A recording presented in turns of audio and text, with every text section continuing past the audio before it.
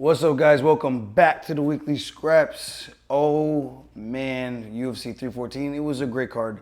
A lot of good takeaways, especially the main event. Excuse my voice. Had a little bit of a rough weekend. With that said, the king is back. Alexander Volkanovski, congrats to you. And Diego Lopez, I thought he gave a really great showing, really great performance. A couple of takeaways for me. I thought Diego could have done a couple of things better, maybe utilizing the jab. He ate a lot of jabs from Volkanovski, and Volkanovski did a really good job circling to his right, taking away the power, the right hand of Diego Lopez. And honestly, in round two when he got caught, I want to say that was the only time he was actually either going back in a straight line. I would have to look at it again. But he was in the straight line where he wasn't circling and stepping off to the side, where that right hand was able to catch him a lot cleaner. And obviously Diego can crack. So that was like the main crazy moment where it looked like, oh man, Diego might actually get him. But Volk was able to survive, get out of the round, and continue to do what he was doing. Keys to victory for me were great footwork, leading with the jab, utilizing those fakes, and every time they would get into an exchange, be first, be last. They would touch him, either coming with the body, going first, Diego's trying to return, he'll throw the next 2 or 3 punches and just escape and get out of there. And that just shows the high fight IQ of Volkanovski. But now, we're in a position where, what do you do next? Does Alex want to continue the reign of becoming a 2-time champion at 145? And if so, who does he fight next? I would imagine it would have to be Mosar. And I do think in a position like this, there is less risk of the knockout, where I think Volkanovski might be able to let loose a little bit more and be a bit more comfortable. But again, it's just one of those situations where if I'm him, I'm not trying to test that theory all too much, especially a guy like Mosar might feel himself a little bit, might see some things where he's like, you know what, this might be the opportunity for me to try to let my hands go and maybe catch Volkanovski in a position where he's been knocked out before. But all in all, I thought great performance. Mosar, his last win was against me, and then he's kind of been on the sidelines a little bit since then. He probably should have been the guy fighting for the belt, in my personal opinion. People can say whatever they want, but at the end of the day, he was the most deserving guy. I would have liked to have seen him in there to see how that matchup would have fared. And I think Diego could have probably fought somebody else. But at the end of the day, I'm not the matchmaker. It was still a great fight. I enjoyed it. Diego did show that he belonged. For the most part, I will say I thought it was more Volk than Diego having a lot of moments in that fight. Volk just fought a beautiful, masterful fight, and I just don't think there's anything else you can really say about that. And Diego Lopez didn't really have the experience, I would say, to really make adjustments mid-fight. It was just more so hands up high, walking forward and showing that granite chin. And of course, he could take shots. The guy was getting cracked. That left hook from Volkanovski, or the overhand right when he was getting out of there. He hit a lot of big shots. So granite chin, we know he's tough as hell, and he's going to be there to fight the whole time. I was actually surprised Volkanovski wasn't able to get him down more, because the first takedown was relatively easy. And then from there, Volkanovski's not really the guy who's going to be shooting on the double legs and things like that and chain wrestling and looking for those type of takedown sequences. But when he's in the grappling sequence, like the Islam fight, he's able to find moments where he can escape or utilize a position to just control and neutralize the ground game of his opponents. So with that said, I did think he was going to be able to get him down a little bit more, but unfortunately he wasn't able to. And I think if he maybe got him down one more time, that fight could have been as good as over. Just from the first optics of the first takedown, it looked like he was getting off some really good shots, and there wasn't much options for Diego off of his back. And I don't think Volkanovski is a guy you want to try to play jiu-jitsu with when he's ground and pounding you. Like, I wouldn't even do that. I don't think it's a very smart game plan. With that said, it's going to be interesting. I think Mosar should be the next logical candidate to be fighting Volkanovski next. You have to do something with him. There's the Aaron Pico fight that the people were mentioning, but I don't think that's a fight that makes sense for Mosar at this point in his career. And I can say that because if I were him, it wouldn't make sense for me. So I would like to see Volkanovski versus Mosar. I think that matchup makes sense.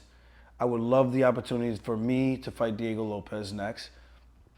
And then I think maybe Pitbull, maybe he welcomes Aaron Pico to the UFC. And I think it's an opportunity for both these guys to show if they belong. Or, I mean, you can mix them up with somebody else. There's Lerone Murphy there, another undefeated prospect at the weight class. Yair is coming off a win over Pitbull. I can see Yair versus Lerone Murphy or Yair versus Diego Lopez. But then you have Brian Ortega, who's probably not looking to return maybe anytime soon, maybe later this year, hopefully by the summer, just to keep the division moving. So those are matchups that interest me. I would either like to fight Diego Lopez or Brian Ortega. I think those are the most logical fights, or Arnold Allen. My three top opponents that I would like to fight on my way to trying to eventually fight for a world title. But we'll see what the UFC wants to do, who they offer, and go from there. Paddy Pimblett, I thought he looked great, other than his awkward striking, which we all knew that's what it was going to look like. He has a very awkward style, but of course, he makes sure he can utilize it the right way. You know, don't be a maggot. What are you, a maggot? Him and Kobe Covington, in case you don't get the reference. Michael Chandler, what do you do from here? He is at a crossroads. You have this crazy burst on the scene, knocking out Dan Hooker, who's now having a hell of a resurgence of his career and arguably on the cusp of fighting for a title in his own right. He loses the title shot, comes back, he fights all these other guys. He's fought nothing but big names and has been in nothing but entertaining fights. Now here we are in a situation where he's lost to the next generation, and not just by decision, not by a close fight. It was relatively one-sided for Paddy Pimblett getting the job done against Michael Chandler, and I'm a Michael Chandler fan. I wanted to see him do well. I have a soft spot for the OGs, the unks of the game. I'm getting up there to be an unk. I'm 35 years old. Michael Chandler was 38. It's 38. So I would like to see the veterans win. I would like to see the veterans do good or have a good showing. Even if they lose, at least have a good showing against the Young Bucks, right? Because then it makes me feel, it makes me feel a little warmer side, you know. But man, Paddy Pimblett showed he is the real deal, and I think he's probably one fight away from fighting for a title. I mean, you got Dan Hooker right there. You got Armor Sharyukian. You got the Ilya Topuria thing happening with him coming up. Hopefully he's fighting Islam. Then you get some more clarity between maybe Paddy and Arman, or Dan Hooker and Paddy. Something like that. But it's going to be tough. If you give Paddy to Dan Hooker, you kill off a potential contender for the belt. So you're back in this weird conundrum situation once again. It's not easy. But congrats to Paddy Pimblett. Great win, beating a name like Michael Chandler and getting the job done. Again, the striking is always going to look like the striking. People are going to say the same thing about my striking, but it's like it serves its purpose. And if you can't stop it, then shit, keep calling it ugly all you want, because you're going to keep eating the punches and getting taken down and beaten up. Of course, we have Bryce Mitchell, Gene Silva, Yair Rodriguez versus Pitbull. We'll start with Pitbull. I thought at his age, man, just getting to the UFC, it just looks like that might be it for him. I would imagine he probably has 2 to 3 more fights left in the tank. Just try to maximize the opportunity, make as much money as he can, and try to be in fun fights on his way to retirement. Just at that age, there was just something that just didn't look as good.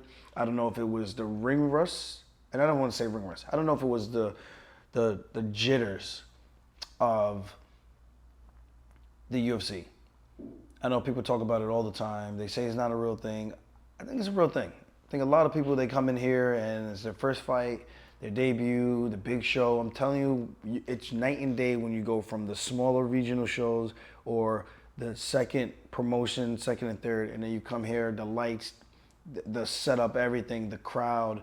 It's just a different vibe, man. It's a whole different ball game. This is, to me, literally the NBA or NFL, MLS, MLB of MMA. So he didn't look very good. He looked different. He looked old in there. He looked slower. And I'm not saying any of this to be disrespectful. I'm just going by what I observed. And I would imagine his team is probably going to say very similar things.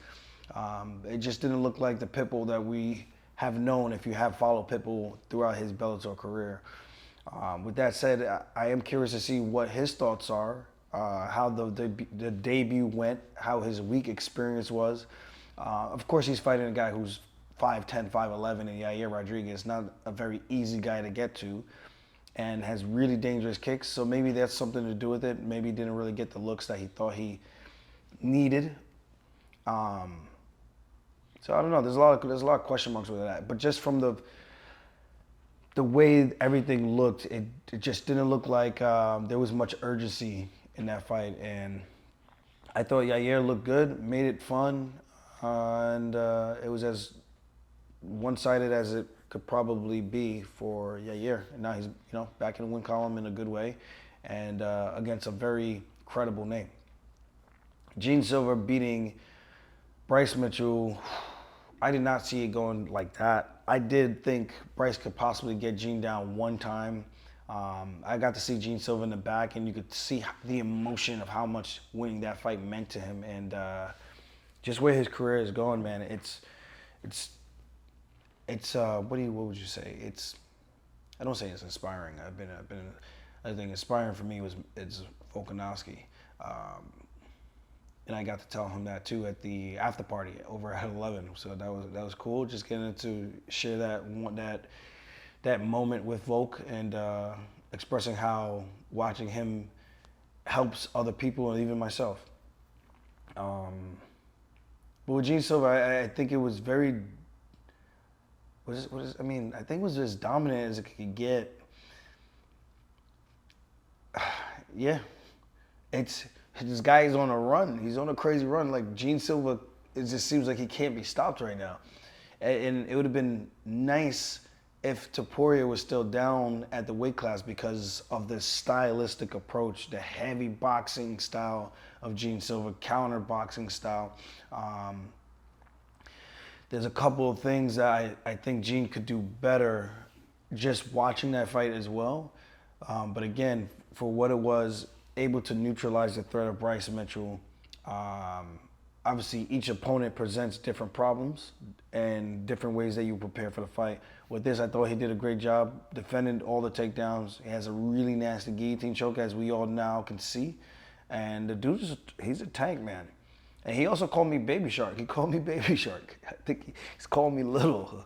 It's like, damn, bro. I don't know which one it is anymore. They say I'm big, then they say I'm little. God damn, I can't win. I can't win. What do you do with Gene Silver? Who does he get next? A lot of interesting matchups to be made at this weight class now. And I'm in the mix. So it's starting to get exciting. It's starting to get very exciting. And shout out to Dominic Reyes. Great win for him. Getting a knockout like that in front of Donnie Trump. Whoa. And of course, you got Dan Ige. Big win over Sean Woodson in round 3, getting the TKO. Coming off of 2 losses, short notice fight against Diego Lopez and a loss to Lerone Murphy. And before that, beating Andre Fili. So, he's been on an up and down, where he lost 3, won 2, the loss to Bryce in a close fight, beat Andre Fili, loses to Lopez on 4 hours notice. Close fight with Murphy where I thought he won, and then gets a TKO over Sean Woodson. And of course, I have to say something about the stoppage. I thought when the ref stopped, it was kind of silly because the guy's actually working his way up, and you just don't want people to try to devalue your win and say, oh, that's one of the most annoying things. The guy was hurt. He's down on the ground. If you're going to stop the fight, stop it there. You're giving him a chance to fight. Don't be the dramatic guy who's now jumping in as the guy is getting up to his feet. What is the logic in that? What are these refs doing? Come on, guys. Give them some grace. This way you won't have people saying shit like this. And I think Woodson would have appreciated that as well. And I think Ige would have been happier to get a definitive finish and let him know that there was no way he was coming back once he has you hurt.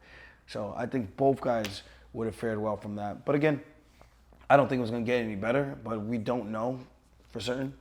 And there's always going to be that question mark, like, damn, I can't believe he did that, blah, blah, blah. And maybe Woodson doesn't feel that way. Maybe he thinks it was a great stoppage. I have no idea. But again, great fight for Dan Ige. Fought very smart, did a lot of great training. And it's hard to prepare for a guy like that. There's not a lot of flyweights that are that tall.